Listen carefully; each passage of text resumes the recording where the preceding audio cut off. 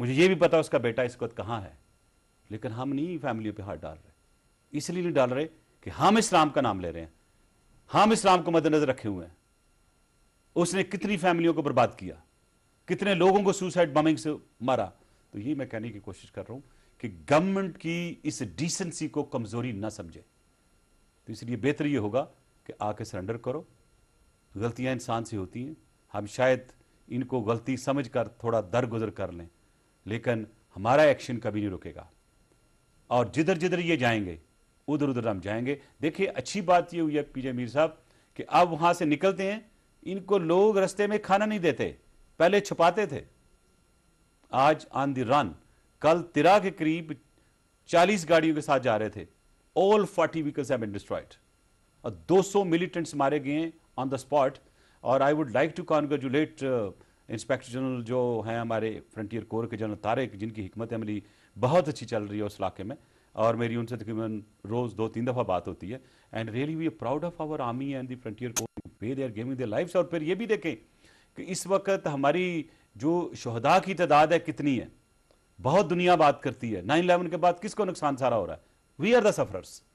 अगर आप कैजुअलिटीज देखें और इंजरीज देखें या इकोनॉमिक जो लॉस है, we are the sufferer. The most जितनी सफरिंग हमारी हुई है किसी की नहीं। मैं ये समझता हूं कि आने वाले वक्त में इंटरनेशनल कम्युनिटी को भी सोचना पड़ेगा। अब आता हूं उस क्वेश्चन पे जो आपने कहा है कि उनकी बातचीत हो रही है। जब यहां पे इनके सीनियर ऑफिसर्स आए थे, अथॉरिटीज आई, तो मैंने ये क्वेश्चन मैंने पूछा, मैंने कहा जी आप एक्स्ट्रा फौज ला रहे हैं यहां पे और साथ ही आप अफगान तालिबान से बात भी कर रहे हैं, तो ये मुझे थोड़ी सी नॉर्मली नजर आ रही है। तो इसमें आपकी क्या जस्टिफिकेशन है कि या तो सुलह कर लें और या लड़ाई कर लें? तो उसका जवाब जो मुझे मिला ये था कि हम तालिबान के साथ विद पोजीशन ऑफ स्ट्रेंथ बात करना चाहते हैं। तो मैंने कहा फॉर द लास्ट 9 ईयर्स ये होता रहा। तो मैं ये समझा, और फिर मेरी जो उसमें अभी भी असेसमेंट है, और मैंने जब वाशिंगटन में भी था तो मैंने एक ही बात की थी कि अभी तक इतने साल जंग शुरू हुए हैं, अनफॉर्चुनेटली आज भी हमारी कॉमन स्ट्रेटजी नहीं है।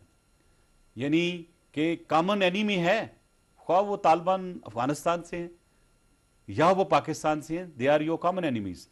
इस वक्त नाटो, पाकिस्तान, अफगानिस्तान 3 मुल्क हैं, 3 मतलब स्टेक होल्डर हैं इसमें, और तीनों की कॉमन स्ट्रेटजी नहीं अगेंस्ट दीज टेररिस्ट। तो जब तक आप तीनों मिलकर एक कॉमन स्ट्रेटजी नहीं बनाते तो how do you expect that you will be able to defeat them? Pakistan ने अपनी एक कॉमन स्ट्रेटजी बना ली, एक ऐसी स्ट्रेटजी बनाई जिसमें ये फैसला हुआ कि हमने अपने इलाके में तालिबान की नहीं चलने देनी, और आज देखें कि वो कामयाब हुई है। मैं शुक्रगुजार हूँ, अल्लाह मियाँ ठीक रखे सब कुछ। जिस तरह ये 74 हमने यहाँ पकड़े हैं टेररिस्ट सुसाइड बम्बर्स, जिस तरह हमारी इस वक्त मिनिस्ट्री ऑफ इंटीरियर काम कर रही है, रियल टाइम इंफॉर्मेशन को शेयर कर रहे हैं हम कंट्री वाइड, और डे एंड नाइट यहाँ पे काम हो रहा आपके सामने है।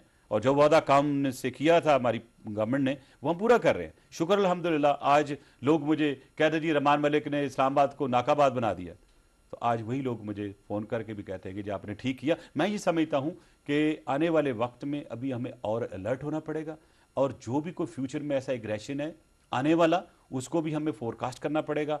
तो मैं ये समझता हूँ जिस तरह हमने ये अभी शुरू किया है, हम अपनी जिम्मेदारी ले रहे हैं कि पाकिस्तान की हद तक इनको हम नहीं करने दें, लेकिन अगर अफगानिस्तान सेफ नहीं होता तो पाकिस्तान में ये प्रॉब्लम रहेगा। चले और बात होती है, एक ब्रेक की तरफ चलते हैं, ब्रेक के बाद आपके सामने दोबारा आते हैं। लेकिन इस सेगमेंट में आपने देखा है कि मिनिस्टर इंटीरियर ने बड़ा क्लियरली कहा है कि पाकिस्तान तो जो अपने इक़दाम ले रहा है वो ले रहा है, लेकिन ये जो दहशतगर्द हैं, ये जो टेररिस्ट हैं, और ये जो वो लोग हैं जो कि इनोसेंट सिविलियंस को मार रहे हैं, उनके लिए आज उन्होंने एक कैटेगोरिकली एक मैसेज दे दिया है कि आप सरेंडर करेंगे तो शायद बात हो सकती है, लेकिन अगर आप बैठ के लोगों को भी मारें और फिर कहें कि हमसे बात भी करो, तो गवर्नमेंट ने आज आपके सामने बड़ा क्लियर एक मैसेज दे दिया है। इस तरह बात नहीं चलेगी, क्योंकि गवर्नमेंट और हुकूमत जिसको हम कहते हैं वो आपको फ्लश करके ले आएगी बात। और बात होती है इस ब्रेक के बाद।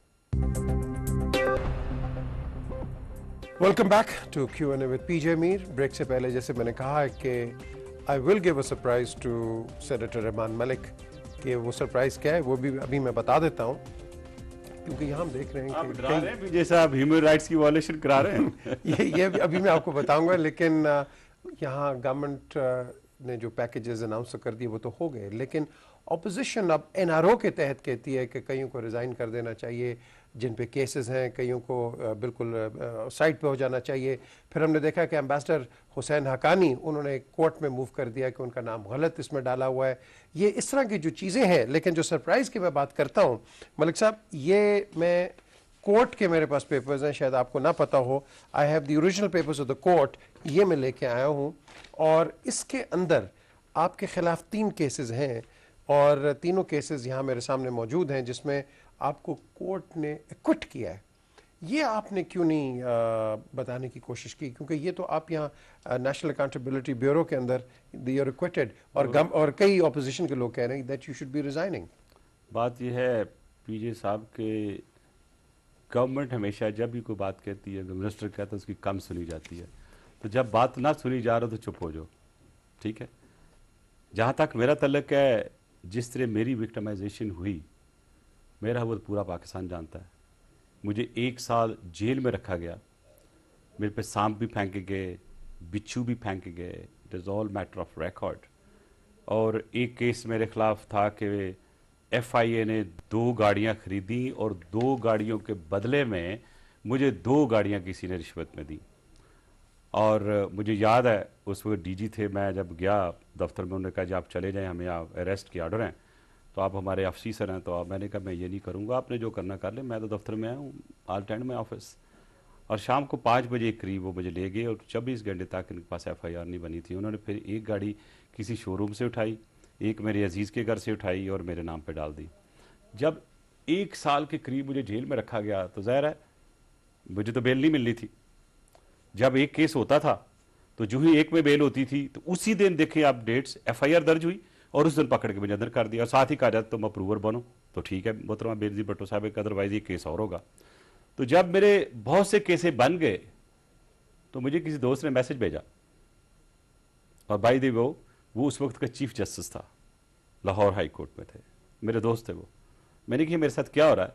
तो उन्होंने एक मैगजीन भेजा, टाइम्स, कहता पढ़ो और आराम करो क्योंकि आपकी बेल नहीं होनी। ये फैक्ट है, और वो दोस्त भी जिंदा जो मैसेज लेके आया।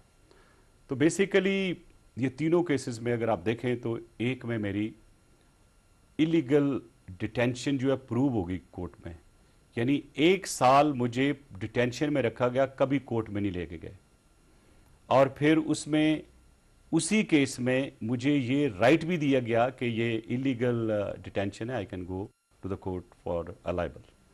उसके बाद दूसरे केस में, अगर क्योंकि आपने ये निकाला है, उसमें चीफ जस्टिस उसको सजाद अली शाह साहब, उनकी बेंच में 2 जजेस और थे, उन्होंने क्लियरली लिखा है कि there is not an iota of evidence against the officer, he should be set free before the sunset. और मैं उसमें फिर मेरी बेल हुई। इनको वो भी पसंद नहीं आया। फिर उन्हें एक और केस बनाया कि लाहौर में किसी असिस्टेंट डायरेक्टर FIA ने रेड की और उस रेड के दरमियान उसने 10 तोले जेवर चोरी किया और 35,000 के कोई पुराने कपड़े शपड़े और आधे उसने मुझे दिए। तो जब ये सारे केस हुए तो मेरी जब बेल हो गई सारे केसेस में, तो मैंने एक ब्लैंकेट बेल के लिए अप्लाई किया। जस्टिस अब्बासी होते थे, कोई और जस्टिस से मुझे नाम नहीं, 2 जज थे। तो उन्होंने कहा उस वक्त गवर्नमेंट को कि आप इस तरह करो, एक भैंस ले आओ, उसको लॉन में बांध लो और वो रहमान मलिक के नाम पे डाल दो। तो बेसिकली मैं पुरानी बातों को नहीं दोहराना चाहता, अगर कभी वक्त आया तो फिर मैं बताऊंगा कि विक्टिमाइजेशन मेरी